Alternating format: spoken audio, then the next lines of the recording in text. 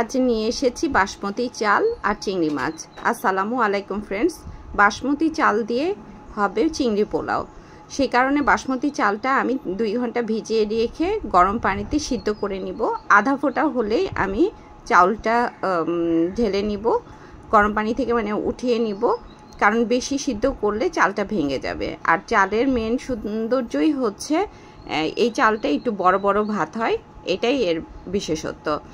তো এখানটায় আমি যেই চিংড়ি মাছটা নিয়েছি এটা হচ্ছে যমুনা নদীর চিংড়ি মাছ।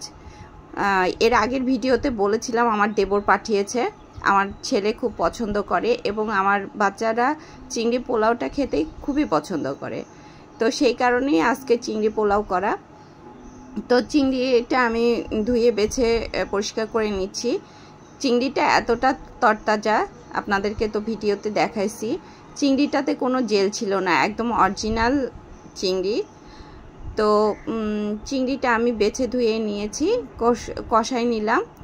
এখন কষে আসলে আমি যেই চালটা মানে ভাতটা ফুটিয়ে রেখেছিলাম সেটাই অল্প অল্প করে দিয়ে নিব, সাথে দিব এখন দিয়ে নিব আমার চিংড়ি পোলাওটা, মানে চিংড়ি আর রাইসটা অনেকটাই মিক্সড হয়ে গেছে। এখন আমি দিয়ে নিব মটরশুঁটি।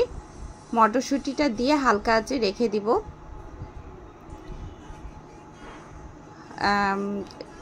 এই অবস্থায় এখন আমি সামান্য একটু ঘি দিয়ে নিব। ঘি দিয়ে আবার হালকা আঁচে রেখে দিব ঢেকে।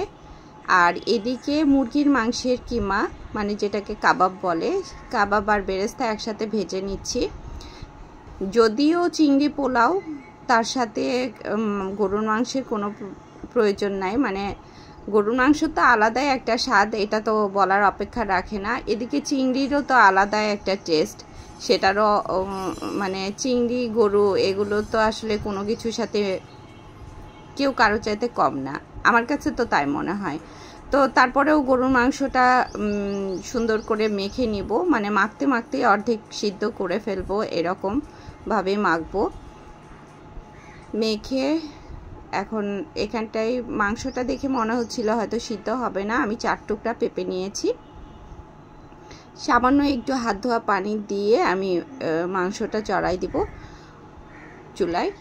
এখন মাংসটা হয়ে আসলে, তেলটা উপরে আসলে আমি কিছু আলু দিয়ে নিব, কারণ মাংস না পেলেও সমস্যা নাই, কিন্তু আলু আমাকে পেতেই হবে। মাংসের আলু আমার এত পছন্দ, মাংসের আলু আর ঝোল হলে আর কিছু লাগে না। তো এই অবস্থায় আমার রান্না টোটালি কমপ্লিট। এখন পরিবেশনের পালা। এই ছিল আজকের রেসিপি। ভালো থাকবেন, সুস্থ থাকবেন। আল্লাহ হাফেজ।